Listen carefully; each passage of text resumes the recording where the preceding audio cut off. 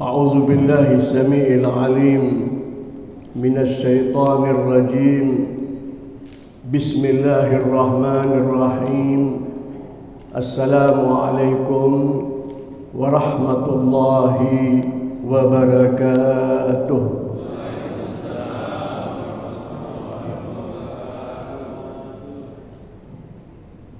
الحمد لله رب العالمين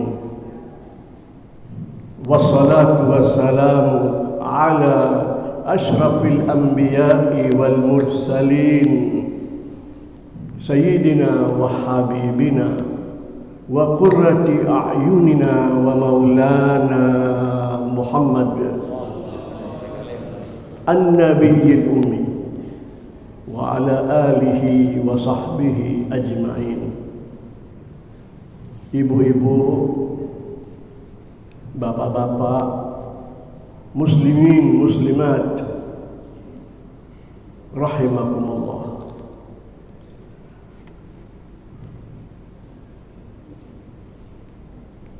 Dalam pelajaran kita yang lalu, kita berbicara tentang para wali Allah Subhanahu wa ta'ala, para kekasih Allah Subhanahu wa ta'ala.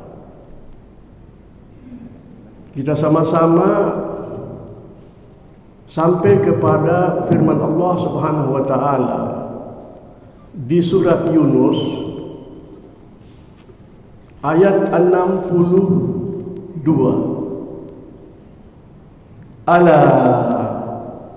inna awliya Allahi la khawfun alaihim wa la hum yahzanun. Ala, firman Allah Subhanahu wa ta'ala, tidak disebut objek yang dituju oleh Allah Subhanahu wa ta'ala. Tidak disebut siapa-siapa yang kepadanya Allah berbicara. Artinya terbuka. Demikian kesan para ulama. Kepada siapa? Kepada alam semesta, kepada seluruh makhluk Allah Subhanahu wa ta'ala. Allah memberikan pernyataan, ala, ingatlah, ketahuilah, sungguh para wali-wali Allah tidak perlu ada rasa khawatir dalam benak kamu sekalian. Tidak perlu kamu pikirkan mereka.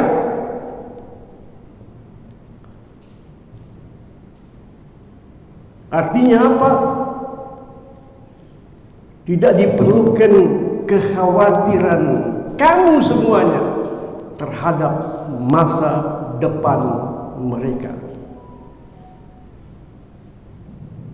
Walahum yahzanun, dan tiada juga mereka merasa sedih. Terserah kesan setiap makhluk ketika dia mendengar firman Allah Subhanahu wa ta'ala tersebut.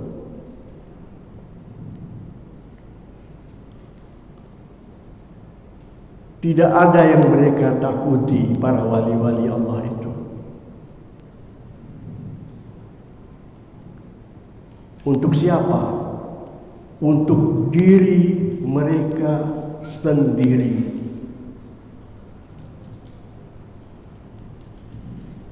Karena Allah Subhanahu wa ta'ala sudah menghilangkan rasa takut mereka dengan kedamaian dan ketentraman yang Allah anugerahkan kepada mereka. Mereka tidak pernah takut tentang masa depan mereka di dunia dan sesudah dunia, karena mereka telah istislam, menyerah mutlak, tunduk dan yakin bahwa tidak ada yang Allah perbuat kepada mereka kecuali baik, baik dan baik. Demikian juga mereka tidak pernah takut ketika meninggalkan kehidupan duniawi. Tidak pernah sedih ketika meninggalkan dunia, ketika berbicara tentang segala sesuatu yang sudah berlalu. Harus kita ingat, kata-kata takut berkaitan dengan apa yang terjadi besok dan seterusnya. Perasaan sedih akibat daripada kejadian-kejadian yang sudah lampau. Mereka tidak pernah menyedihkan itu. Tidak pernah berkata, andai kata saya berbuat begini dan begitu, andai kata begini, andai kata begitu. Karena tidak ada yang terjadi kecuali atas izin Allah dan ketentuan Allah yang maha bijaksana, yang maha menurunkan kedamaian. Tetapi mereka juga bisa takut untuk atau dalam memikirkan orang lain. Mereka juga merasa sedih dengan apa-apa yang bakal dialami oleh orang lain. Ini kesan para ulama yang saya membaca hasil kesan mereka, tulisan mereka.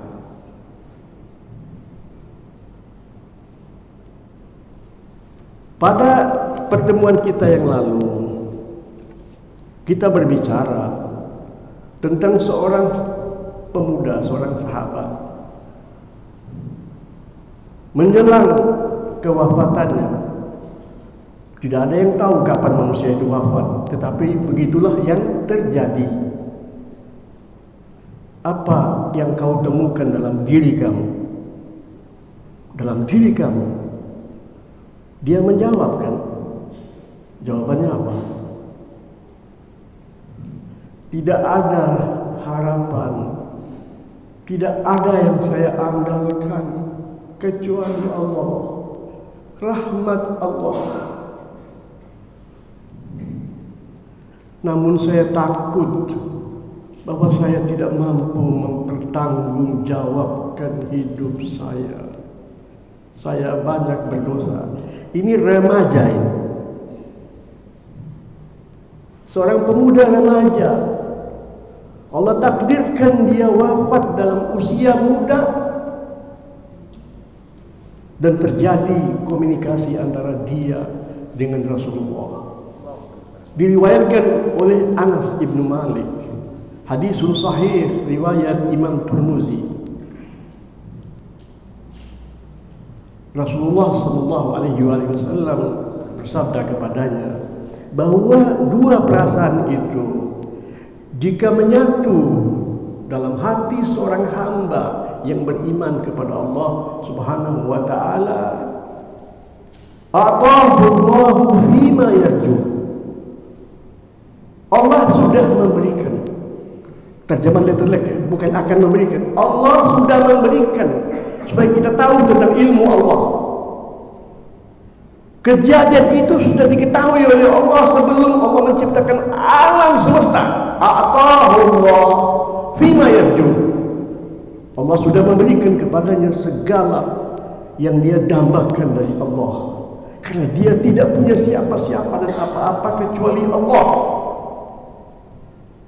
Wa amanahu, dan sudah Allah jamin rasa aman baginya. mimma yakhaf, dari apa-apa yang dia khawatirkan, yang dia takut. Ini seorang hamba, seorang waliullah, pecinta Allah dan dicinta oleh Allah Subhanahu wa ta'ala.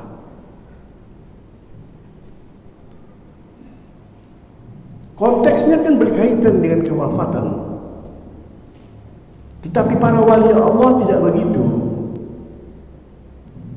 Dalam hidupnya itu perasaan itu begitu. Setiap hari itu muncul dalam dirinya perasaan itu. Ya Allah, saya enggak punya siapa-siapa. Engkau saja. Hamba tidak berdaya. La haula wa la quwwata illa billah. Ini pernyataan siapa nih? Rasulullah dan ajaran Allah. La haula wa la quwwata illa billah. Itu wirid kita, itu bacaan kita yang kita hayati. Tidak ada upaya apapun yang bisa diandalkan. Tidak punya kekuatan, tidak punya modal, kecuali illa billah subhanahu wa ta'ala. Kita baca tiap hari, alhamdulillah, yang perlu penghayatan, insyaallah ta'ala. Demikian, itu tiap hari, dari waktu ke waktu. Kenapa perasaan itu harus muncul? Nah, mari kita kembali kepada Rasulullah. Kalau tidak kembali kepada beliau, kembali kemana kita? Sebagai contoh dan suri teladan, beliau diajarkan oleh Allah, qul, katakan titik.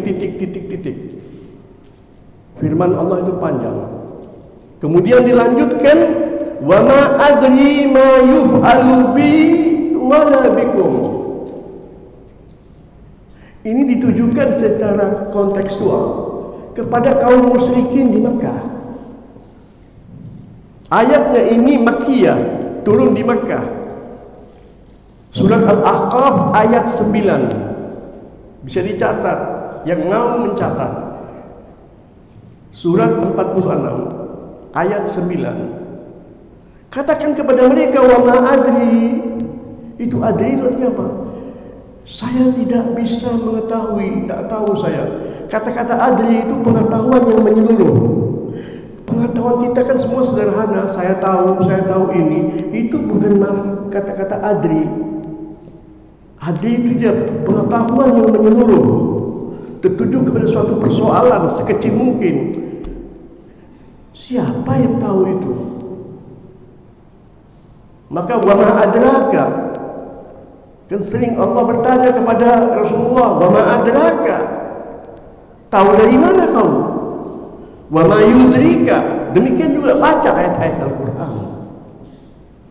Maka Nabi berkata kepada mereka sebagaimana yang dituntun oleh Allah, diajarkan oleh Allah, dikata-katanya dari Allah ini.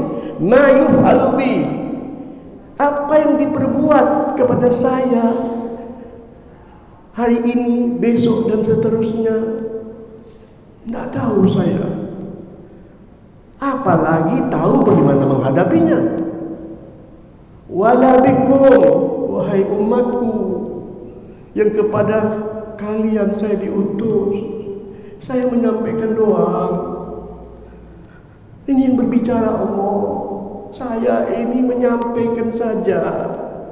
Saya tidak tahu apa yang diperbuat kepada saya nanti, dan juga apa yang bakal diperbuat kepada kalian.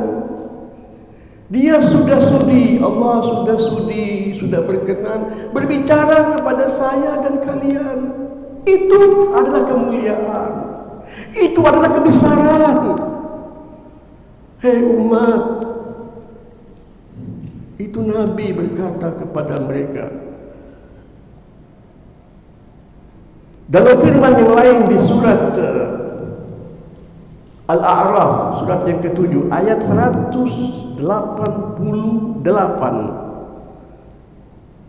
juga mengatakan kepada mereka, qul,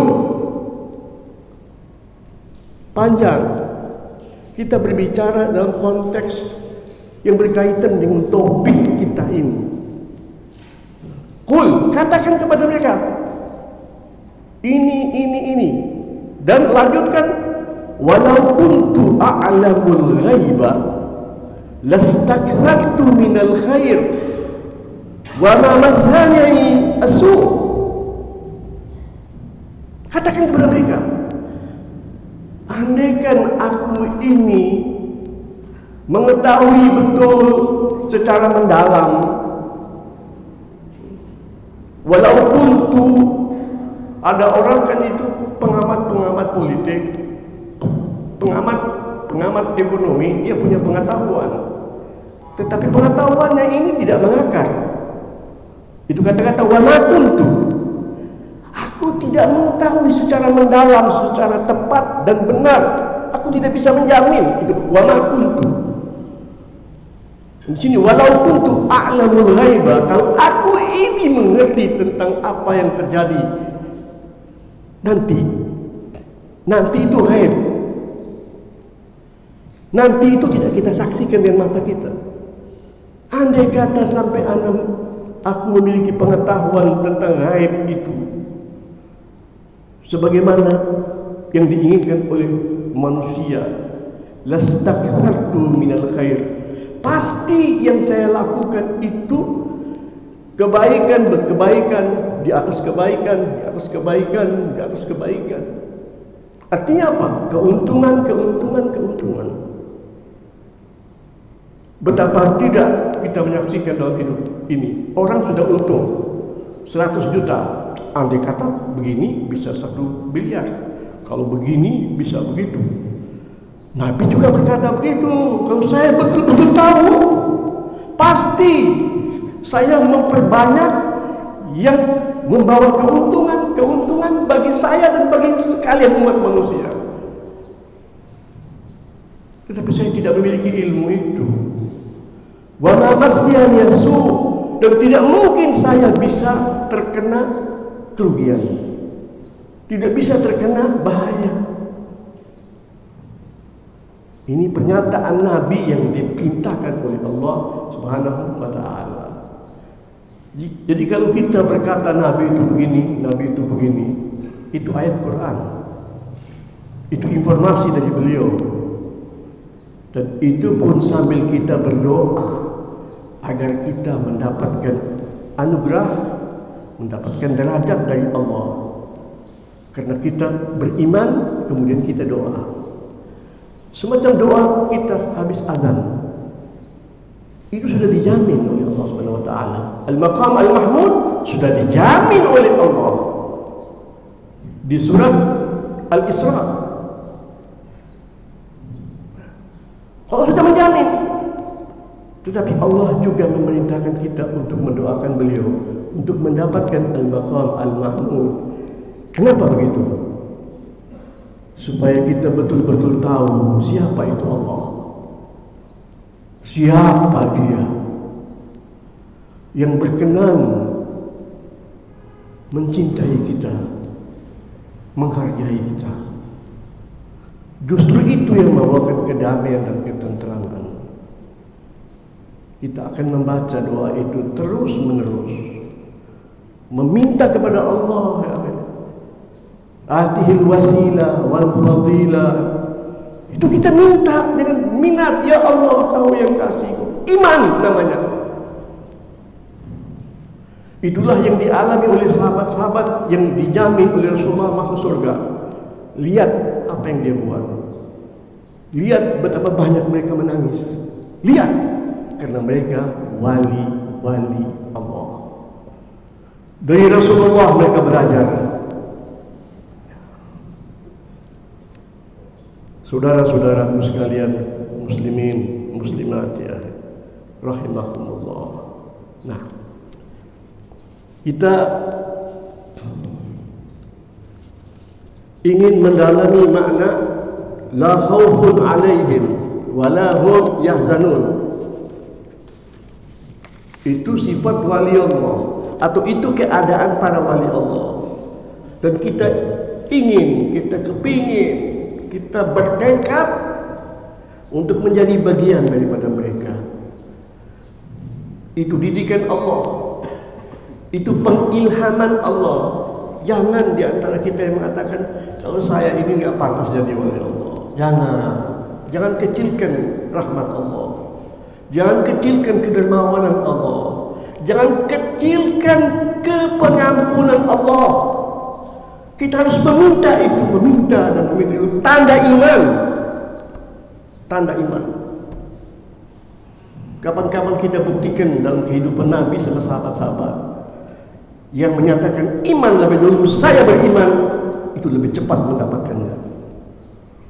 Berbesar hatilah dengan Allah.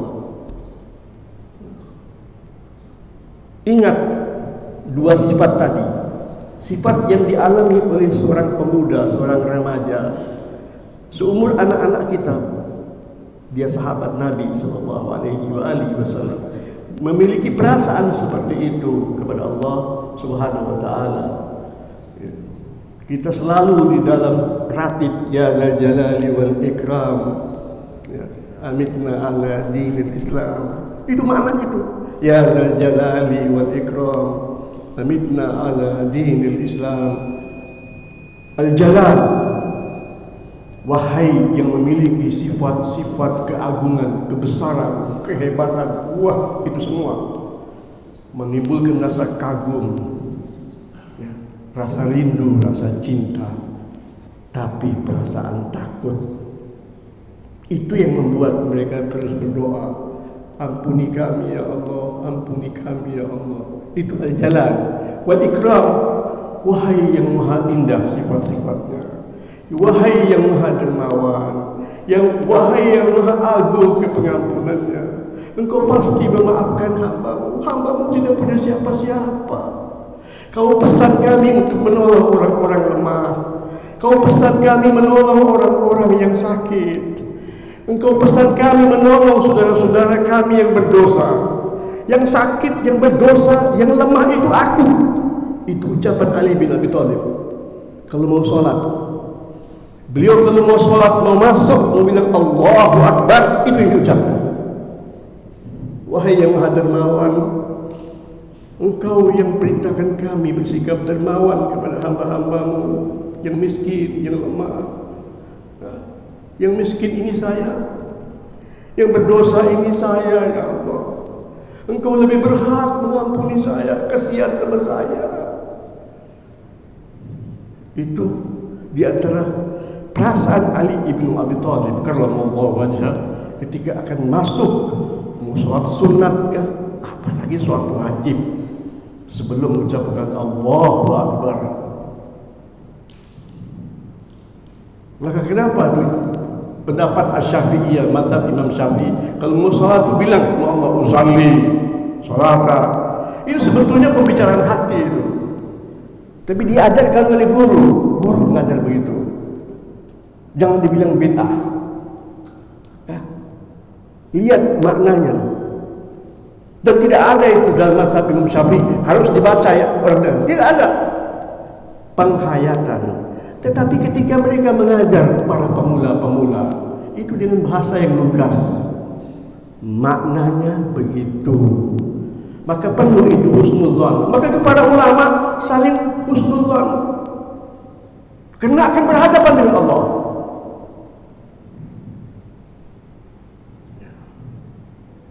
Jadi kita semuanya akan melakukan itu. Apakah kita ucapkan usalli atau tidak usalli, itu masalah kedua. Maknanya sama.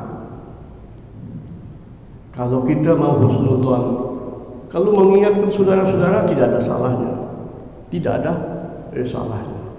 Nah, kembali kepada para wali-wali Allah. La khaufun alaihim. Yang mereka pikirkan saudara-saudara mereka. Manusia itu ketika dia dalam keadaan damai, tentram, aman. Seorang wali dia tidak bisa tentram sendiri dia. Saudara saya bagaimana? Umat saya bagaimana? Umat manusia ini bagaimana? Kan saya mendapat amanat juga. Apalagi dia pernah baca firman Allah. Allah wariskan saya Al-Quran. pewarisan Al-Quran itu artinya apa? Artinya berupaya lakukan seperti Nabi melakukannya, karena Nabi yang diberikan Al-Quran. Itu yang dirasakan oleh para wali-wali Allah Subhanahu wa Ta'ala. Kita ambil contoh dari Al-Quran. Yang paling jelas, paling gamblang, Sayyidina Musa alaihi salam, Nabiullah Musa, diperintahkan oleh Allah Subhanahu wa Ta'ala untuk menyampaikan pesan-pesan kepada umat beliau. Umat beliau itu terbagi dua, orang-orang Mesir dan orang-orang Bani Israel. Semua itu penduduk Mesir, tetapi pemerintahan Mesir, Fir'aun, melihat mereka semuanya adalah rakyat-rakyatnya. Betul, tetapi dibagi dua. Ini kelas 1, ini kelas berapa nggak tahu. Ya, dibaginya begitu. Baca di surat Al-Qasas, Allah mengatakan dia bagi-bagi rakyatnya. Maka kalau pemimpin yang begitu, ya kurang lebih mirip-mirip. Ya. Kalau Muslim, semoga cepat bertobat kepada Allah Subhanahu wa Ta'ala. Muslim tidak mungkin zalim kepada non-Muslim yang bukan Muslim. Tidak mungkin. Tidak mungkin, kecuali Muslim yang tidak mengenal Islam. Nah, ketika Musa harus berhadapan dengan mereka, kesimpulannya terjadilah pertandingan pada hari raya Mesir. Kumpul semuanya di stadion. Tidak sebesar stadion kita lah, di stadion pada hari raya. Kumpul semua di situ. Kemudian siapa yang mendemonstrasikan penduduk kekuatannya? Penyihir, tukang sihir, kelas tertinggi. Memang di Mesir tidak ada orang yang belajar sihir kecuali sudah sarjana semuanya. Sarjana pada bidang-bidangnya. Itu. Jadi sihir bukan untuk cari makan. Bukan. Lambang kebesaran. Itu yang mereka pelajari. Itu yang diadukan dengan mukjizat yang dimiliki oleh Musa alaihi salam. Ketika mereka mendemonstrasikan itu sedemikian hebatnya, ini berhadapan dengan seorang nabi, seorang rasul. Yukhayyalu ilaihi min sihrihim annaha tas'a. Yukhayyal, semacam khayal, karena tidak hakiki, maka dikatakan khayal. Yang berbicara Allah Subhanahu wa Ta'ala. Dihayalkan atau terhayalkan oleh Musa bahwa apa yang mereka lempar dalam bentuk tongkat, dalam bentuk tali, dalam bentuk apapun, itu menjelma menjadi makhluk-makhluk yang bergerak secara dahsyat. Annaha tas'a. Fa'aujasa fi nafsihi khifatan Musa. Ini ayat surat Toha 66 dan 67. Fa'aujasa fi nafsihi khifatan Musa. Fa'aujasa itu makna aslinya apa? Suara yang sangat lembut, yang menyelinap di dalam relung hati jiwa Musa. Dia mengalir pelan-pelan. Kemudian timbul rasa takut dan takut. Siapa yang merasakan ini? Musa Nabiullah alaihi salam. yang mengungkapkan kepada kita Allah Subhanahu wa ta'ala. Jadi Musa mengalami perasaan takut, bukan bawaannya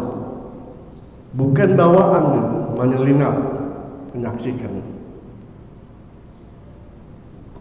Itu Al-Imam Muhammad Abduh, ini imam yang sangat terkenal, gurunya Rashid Ridha, penyusun tafsir Al-Manar, gurunya pendahulu kita Bapak Kiai Haji Ahmad Dahlan. Dari kedua orang inilah beliau terinspirasi untuk mendirikan organisasi yang namanya Muhammadiyah. Rashid Ridha yang berkata kepadanya, dia datang secara kebetulan. Tidak ada kebetulan bagi Allah. Allah pertemukan murid dengan gurunya yang dia ikuti terus menerus tulisan mereka. Pada saat itu sampai kepada beliau tiap bulan tafsir Al-Manar, tiap bulan ucapan-ucapan Sayyid Rashid Ridha. Baca. Jadi kerinduan sama guru ini luar biasa. Alhamdulillah. Mungkin beliau bertanya kepada Allah, kapan ya Allah saya bisa berjumpa sama guru saya? Naik haji ketemu. Saya ikut bersama Dr. Quraish Shihab memeriksa disertasi seorang calon dokter, sekarang sudah profesor orangnya, guru besar sudah. Saya termasuk orang yang mengkaji disertasi dia. Penelitian beliaulah yang mengkisahkan betapa Kiai Haji Ahmad Dahlan bertemu dengan gurunya Rashid Ridha di Mekah. Kemudian terjadi pembicaraan, maka dia berpikir untuk mendirikan Muhammadiyah, persis seperti segala program yang sampai sekarang terus berjalan. Alhamdulillah. Itu kisahnya begitu, pendirian Muhammadiyah itu ya. Nah, kita berbicara tentang gurunya ini, guru-gurunya yaitu Al-Imam Muhammad Abduh. Beliau mengatakan, saya ketika baca ayat ini saya nggak bisa paham. Seorang Nabi takut yang menyatakan Allah itu pasti benar, tapi bagaimana? Ini kita lihat tawadhu'nya ini Al-Imam Muhammad Abduh. Maknanya bagaimana? Aku nggak bisa untuk memahaminya secara memadai, tak bisa. Ya Allah, ya Allah, ya Allah, sampai aku mendapatkan ucapan Sayyidina Ali ibn Abi Thalib karramallahu wajhah yang menyatakan apa? Bahwa Musa tidak pernah takut. Takutnya itu terhadap masa depan umat beliau. Orang-orang Mesir yang kumpul di situ menyaksikan pertandingan ini kan umat beliau. Kepada mereka beliau diutuskan. Cintanya luar biasa. Padahal sudah turun Al-Quran atau turun wahyu kepada Musa. Kemudian Allah sebut di dalam Al-Quran untuk kita mengambil pelajaran. Sebutkan kepada Nabi Muhammad.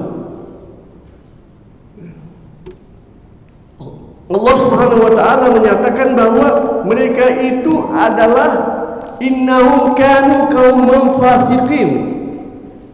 Rakyatnya Fir'aun itu orang Mesir yang mengikuti apa saja yang diperintahkan oleh Fir'aun. Innahum kanu, sungguh mereka itu sudah mendarah mendaging.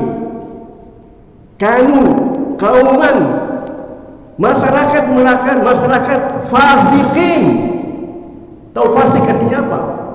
Yang keluar dari fitrah. Nauzubillah. Innahum kanu, penegasan dua kali yang ngomong Allah. Kauman, masyarakat yang dekat dengan pemimpin mereka itu. Fasiqin, itu 3 kali Allah menyebutkannya dalam Al-Quran, berkaitan dengan hubungan mereka dengan Fir'aun dan hubungan mereka dengan Musa. Musa itu artinya hubungan dengan Allah Subhanahu wa taala. Toh Musa masih kesian kaumku. 3 kali. Yang terakhir itu adalah di surat Al-Zuhruf, surat 43 ayat 54. Sebelumnya di surat Al-Qasas, di surat An-Naml, itu Allah sebut. Kok Musa masih tetap kesian, tetap takut, tetap khawatir? Itu waliullah.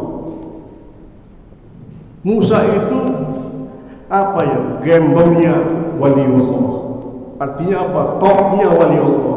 Tidak lebih top daripada beliau kecuali Muhammad sallallahu alaihi wasallam. Itu sifat mereka, sayang sama umat manusia. Luar biasa. Luar biasa ya. Kalau kita baca sendiri, Bapak bisa menangis. Luar biasa seorang Nabi itu. Jadi Allah Subhanahu wa taala menyatakan begitu bukan dia tidak beriman, tetapi belum terjadi kiamat, belum terjadi kematian. Mereka bisa tobat. Allah menerima tobat. Itu yang membuat tidak pernah itu putus asa, sayang dan cinta kepada orang-orang yang sebetulnya musuh dia. Apa sih yang dibuat oleh Fir'aun? Dikatakan apa? Fastakhaffa qaumahu. Dia apa? Dia kibulin mereka. Kibulin dengan apa? Dengan pemberian-pemberian, kekayaan-kekayaan, kemewahan-kemewahan, kemudahan-kemudahan. Itu namanya fastakhaffa.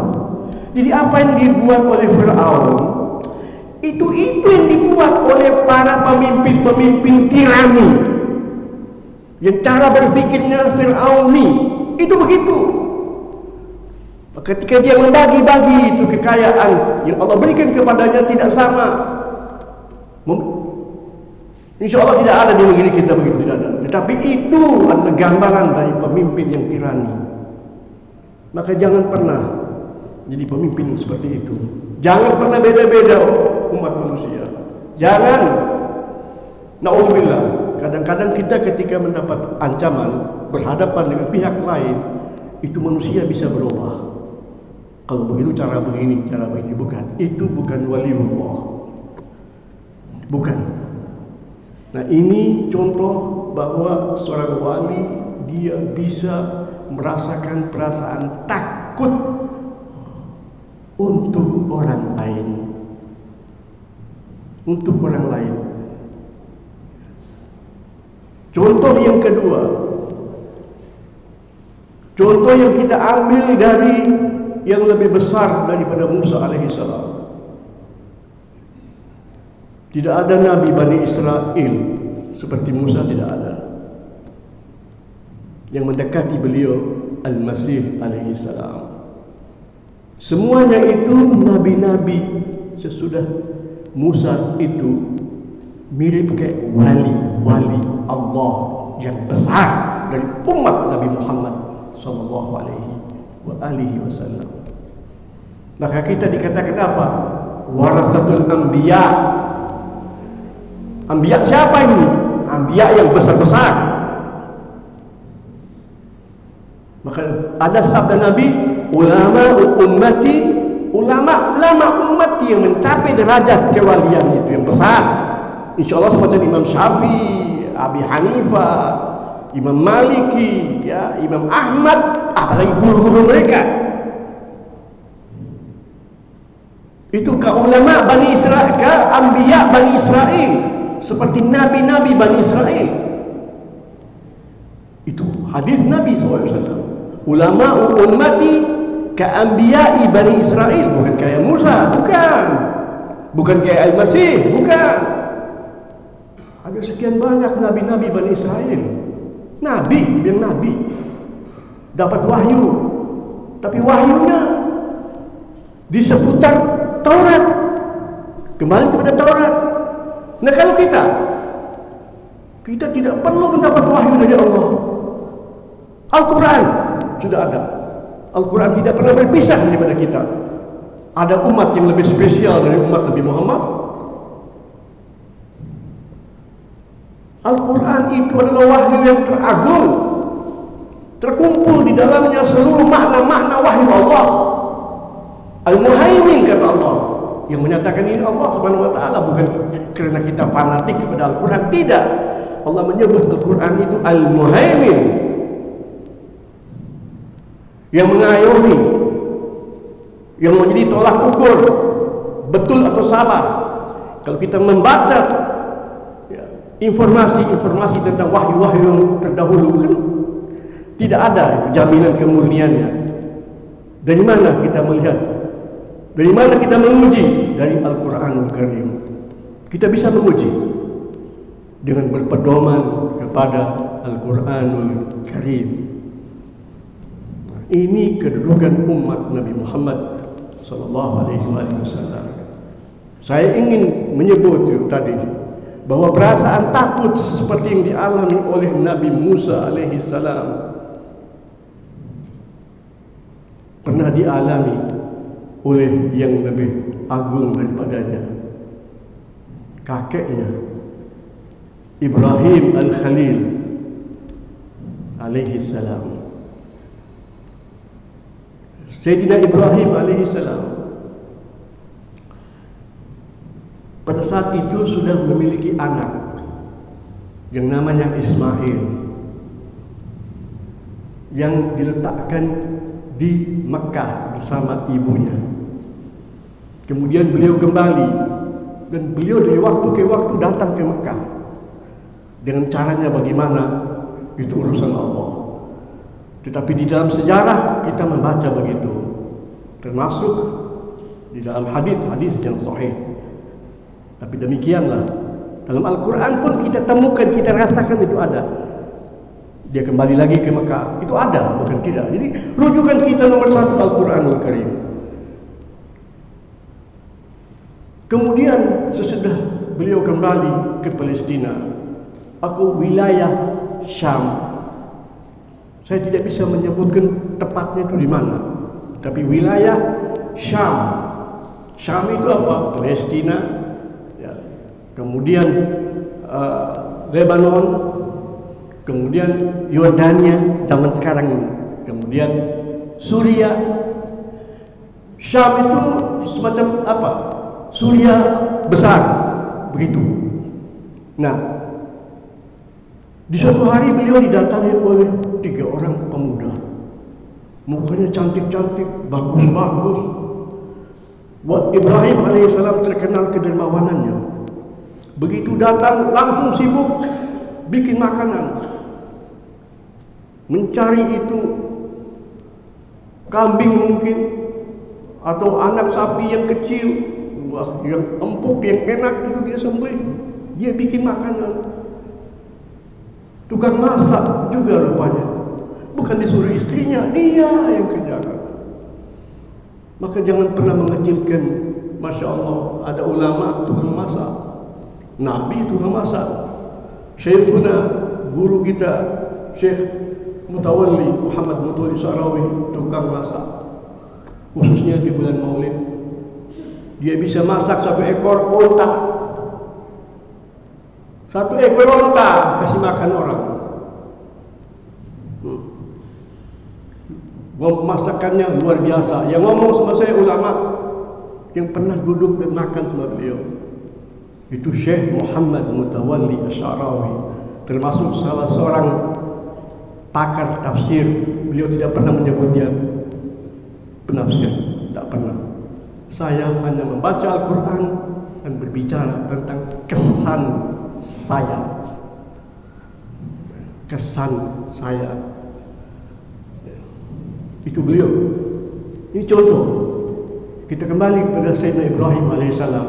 Cepat-cepat dia mengurusin tamunya. Sudah selesai, dia hidangkan makanan yang luar biasa kepada mereka. Dia katakan silakan makan, silakan makan. Mereka melihat kepadanya gitu. Mereka tidak menjawab. Mereka tidak mau makan.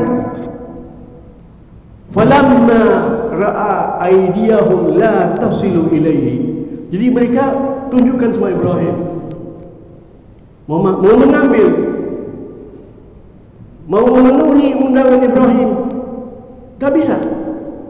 Tak bisa. Tiga-tiganya. Ini aneh. Beliau menyaksikan tiga manusia yang aneh-aneh. Mukanya tampan-tampan, akhlaknya mulia, wangi-wangi. Tidak terlihat ini habis menempuh perjalanan yang panjang. Tidak bisa. Mereka sempat berbicara kepada Ibrahim, menyampaikan berita gembira. Baik. Ketika Ibrahim nakirahum wa aujasa minhum khifatan. Dia bilang ini manusia-manusia aneh, muka-muka tampan apa semuanya, tetapi tidak memenuhi undangan. Orang yang dia datangi sudah capek, orangnya masak apa semua. Nakirahum, dia merasa aneh betul ini. Aneh, ya. Wa aujasa minhum khifatan, mengalirlah rasa takut di dalam jiwanya. Tiba-tiba perasaan takut dan takut yang besar kelihatan pada wajah Ibrahim. Maka mereka berkata kepadanya, qalu la takhaf. Ini di surat Hud ayat 60. Qalu, mereka berkata kepada Sayyidina Ibrahim, la takhaf, jangan takut. Kami datang kepada engkau, kami malaikat-malaikat Allah, sebagaimana yang terbayangkan olehmu. Kenapa dia takut? Ini pasti malaikat Allah yang menjelma menjadi manusia. Seperti yang datang kepada Nabi, tanya tentang iman, Islam, ihsan. Ingatkan hadis yang terkenal itu? Datang seakan-akan baru mandi, cantik, gagah, Jibril alaihissalam. Salah satu daripada mereka itu Jibril. Tiga orang ini ya. Macam-macam ulama mengatakan. Yang kedua apa? Mikael, Israfil. Yang penting salah satu itu Jibril alaihissalam. Jibril di situ berkata, jangan takut, ya, kami datang menyampaikan berita gembira kepada anda. Langsung dikatakan berita gembira. Allah menjanjikan untuk anak, segera akan memberikan kepada anak lewat istrimu ini, Siti Sarah, ya. Anak Ishak, Nabi, seorang Nabi. Dia melahirkan anak lagi, Yakub, jadi anak dan cucu Nabi juga. Gembira enggak? Gembira sudah tua-tua. Janji Allah dulu puluhan tahun baru dapat Ismail. Sesudah 90 lebih tahun itu Ismail. Ini 100 lebih baru datang informasi tentang Ishak plus cucu Yakub Nabi. Gembira tidak? Gembira bukan tidak, tetapi tidak lama kegembiraan itu. Maka dikatakan falamma dhahaba an Ibrahim ar-rahu, ketika perasaan kenikmatan kegembiraan itu ya sudah dirasakan, muncul kembali rasa takut.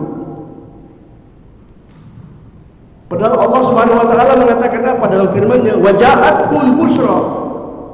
Dan sudah datang itu ketika takut tadi melihat pertama kali ini orang, kalau dia malaikat tidak pernah turun kecuali untuk sesuatu yang sangat berbahaya, khususnya bagi umat manusia. Dan biasanya Allah menyatakan ya dalam Al-Quran di surat Al-Furqan, ya, di surat Al-Furqan, yauma yarawunal malaikata la busra lahum yauma idzin lil mujrimin. Allah mengatakan apa? Kalau mereka melihat malaikat di dunia, ya, tidak ada berita gembira. Pada hari itu tidak ada kegembiraan untuk para pendurhaka. Jadi subhanallah, berita gembira tadi kepada beliau tentang anak dan cucu yang nabi-nabi tidak bisa menghilangkan rasa takut. Karena malaikat berkata kepadanya bahwa kami ini adalah, ya, bahwa kami diutus oleh Allah Subhanahu wa taala untuk menurunkan hukuman Allah kepada kaum Lut. Ya.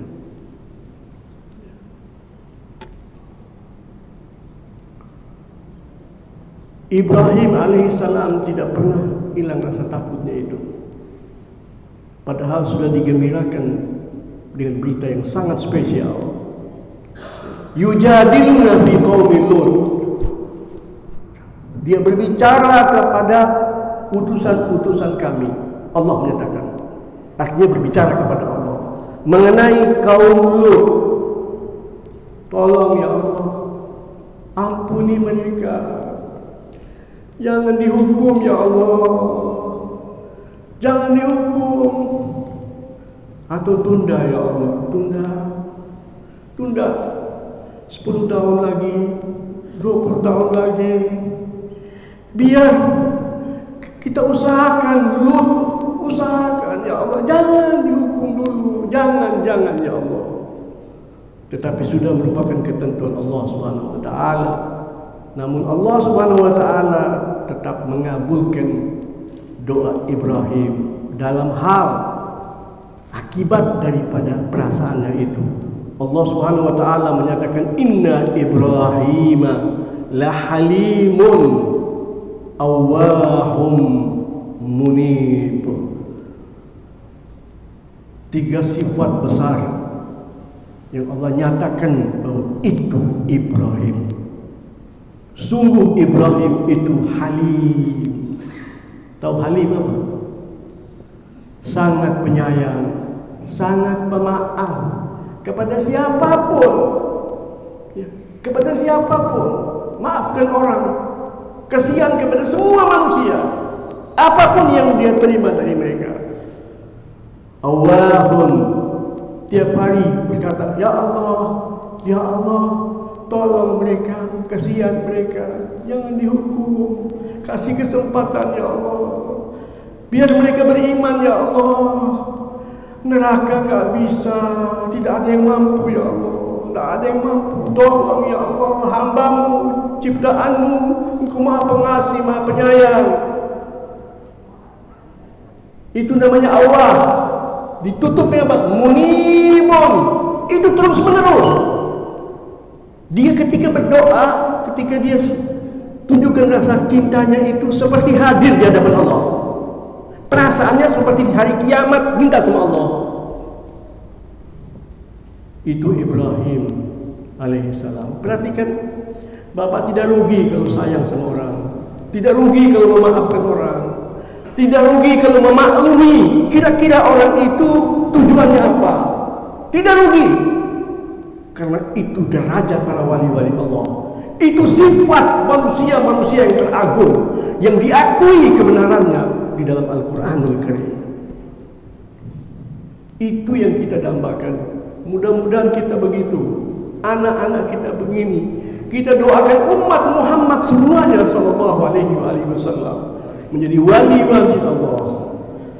Karena memang kita diberikan Al-Quranul Karim. Mungkin ya, sampai di sini kita berbicara tentang adakah mereka takut, adakah mereka sedih. Nanti kita lanjutkan agar supaya tidak terlalu berat bagi kita semua, termasuk saya ya.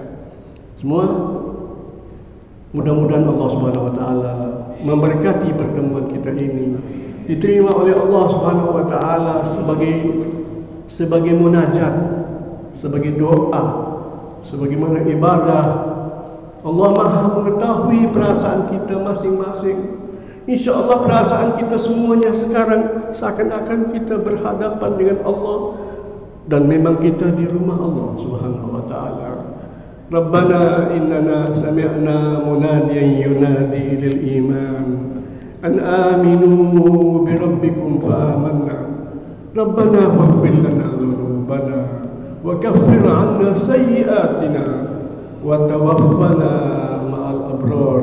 Ya Allah, kami telah mendengar seruan kekasih-Mu, Nabi-Mu, Rasul-Mu yang Engkau utus rahmatan lil alamin. Aminu bi rabbikum. Berimanlah kamu kepada Allah, esakanlah Allah. Kami langsung menerima ya Allah. Kami terima dan kami terima, dan kami titipkan iman kami kepadamu. Kami titipkan iman anak-anak kami ya Allah. Kami titipkan iman dan Islam kami ya Allah kepadamu ya Allah. Janganlah kami dipermalukan di muka bumi ini karena dosa-dosa kami yang selama itu Kau tutup. Tidak ada yang tahu kami punya aib. Alhamdulillah, Kau juga yang menutup. Engkau juga tutup terus ya Allah. Robah kami punya keburukan itu menjadi kebaikan dan derajat darimu ya Allah, ya Rahman, ya Rahim. Innaka afuwun karimun tuhibbul afwa fa'fu anna. Engkau maha pemaaf, Engkau maha dermawan, Engkau mencintai kepemaafan. Maafkanlah kami ya Allah. Robahlah keburukan kami menjadi kebaikan. Wa tawaffana ma'al abrar. Kami berdoa kepadamu sebagaimana yang Engkau ajarkan. Ya Allah, wafatkanlah kami, dan kami dinyatakan sebagai hamba-hamba yang terus-menerus berbuat baik di kehidupan duniawi. Wa atina ma wa'adtana ala rusulika wa la tukhzina yawmal qiyamah innaka la tukhliful mi'ad. Dan anugerahkan kepada kami dengan kemudahan-Mu, dengan gampang-Mu, tidak ada harganya yang Kau berikan. Engkau maha kaya ya Allah. Berikan kepada kami segala sesuatu yang Engkau janjikan kepada orang-orang yang beriman di semua wahyu-Mu, khususnya di dalam Al-Quran Al-Karim. Janji-janji-Mu yang disampaikan oleh para nabi-nabi semuanya, teristimewa yang disampaikan oleh Nabi kami Muhammad sallallahu alaihi wasallam. Engkau maha menepati janji. Kami bahagia, kami damai bahwa Engkau telah mengabulkannya. Pelihara negeri kami ya Allah, pelihara bangsa kami ya Allah. Jadikanlah bangsa dan negeri ini hadiah istimewa untuk kekasih-Mu Muhammad sallallahu alaihi wasallam, dan kami termasuk orang-orang yang Kau nilai berjuang untuk itu. Rabbana atina fid dunya hasanah wa fil akhirati hasanah wa qina adzabannar. Wa sallallahu ala sayyidina Muhammadin wa alihi wa sahbihi wasallam. Walhamdulillahi rabbil alamin. Wassalamu alaikum warahmatullahi wabarakatuh.